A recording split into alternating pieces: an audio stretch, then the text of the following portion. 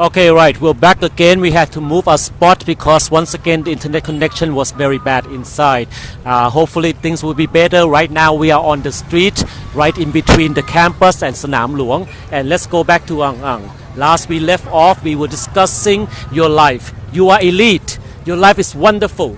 Your future is great. So what future or whose future are you fighting for? I think it's not just about for those out there who might be in a more privileged kind of society. It's not just about fighting for our future because obviously we don't have that much to lose. But it's about waking up, and looking around you. It's not about caring just about yourself, but others.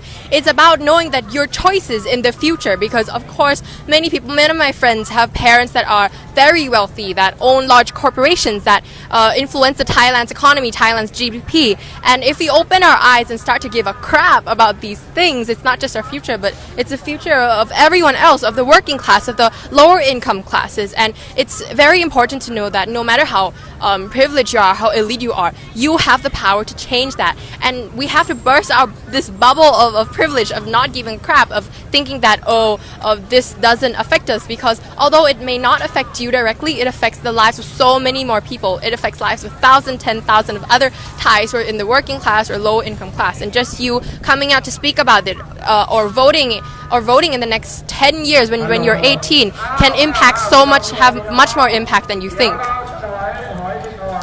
Okay, now repeat once again. I am your parents' generation. I am old enough to be your father, and I can tell you right now, the people from my generation is all about making money. It's all about the career success. That's your measurement in life. And a lot of my friends, they are captains of industries, and managing directors, CEOs, vice presidents, so on and so forth. Some of them do care about what's going on. Many of them do support the pro-democracy protest, but almost all of them will say the same thing. They don't want to step out. They don't want to step up because they have so much at stake. They have families, they have million or billion baht business to run, they have employees, they have wife, they have children, they have this and that. They have root in this society. So what can they do? What can they do in order to step out of that shell and be a part of change? I think a lot of people, and I have seen, I agree that a lot of people who are, although may have are in the privileged class, they do care. A lot of my friends say that they care about what is happening in Thailand, but they're afraid to speak out. They're in the silence, I think. But what I'm saying is that if there is fear, then there is no true democracy. If you're here to say that, I think there is already democracy in Thailand, but I want a bit more freedom of speech and things like that. But then if you're still afraid to speak out, then there will never be a day that we can have true democracy. And it's the fear itself. I say that it's understandable. There's a lot at stake for many people. But in the end, I wanted to think at it as it's not just about you, it's about other people, and it's very important that you have to, again, give a shit about what's happening around in Thailand. If you care about it but you're afraid, then there's no point. You have to speak up about it. Use the privilege you have, the power you have, the wealth you have to do something about this, because if everyone is afraid, if everyone in the privileged classes is afraid, then nothing can happen. I think I have seen an interview in Thai and says คนที่มีต้นทุนมันสำคัญมากที่จะให้คนที่มีต้นทุนทางสังคมออกมาพูดเรื่องนี้เพราะว่าเขาเป็นกลุ่มที่จะสามารถสร้างความเปลี่ยนแปลงได้ meaning that it's very important to have people with privilege, people with power to speak up about it, because they are the ones who can actually create change, influence, have the largest influence. But if everyone is thinking what I have at stake, then it's never going to work. But on the contrary, everyone there's a risk for anything. If they are willing to take that risk, then I think change would be able to happen. Okay, so basically you're saying if you're rich, then you can afford to make the sacrifice. You can afford to give back. But right now, all we are seeing is middle class people, even working class people, they are the one making the sacrifice rather than rich people, right? One last thing, what sort of backlash have you received ever since you started writing for Disrupt and also possibly following this interview?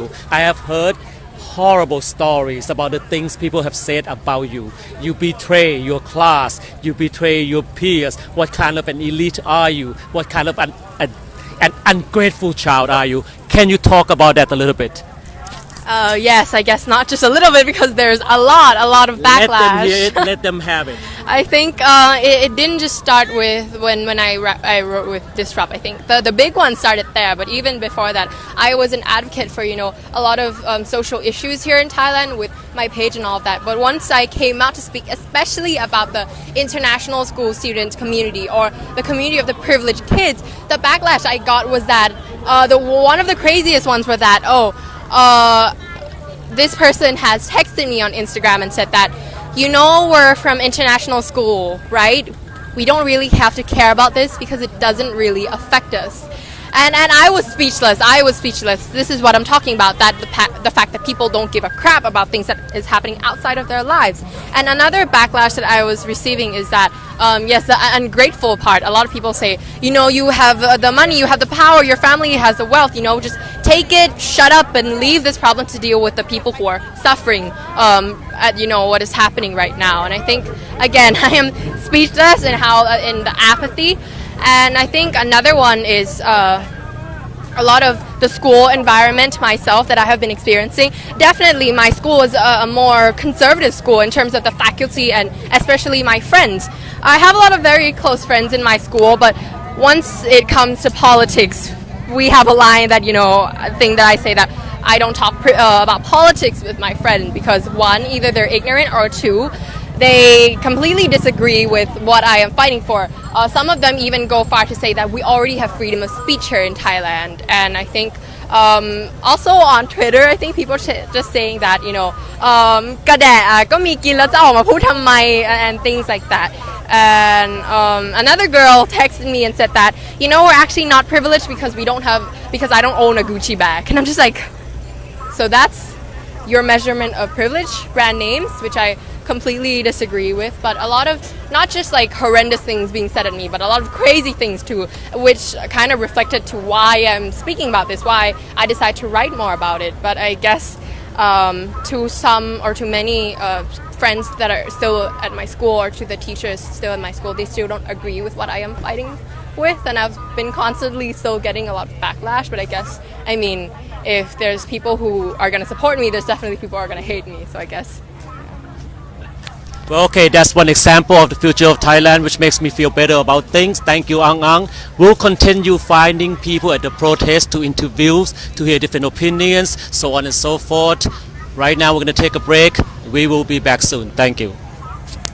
ขอบคุณมากครับ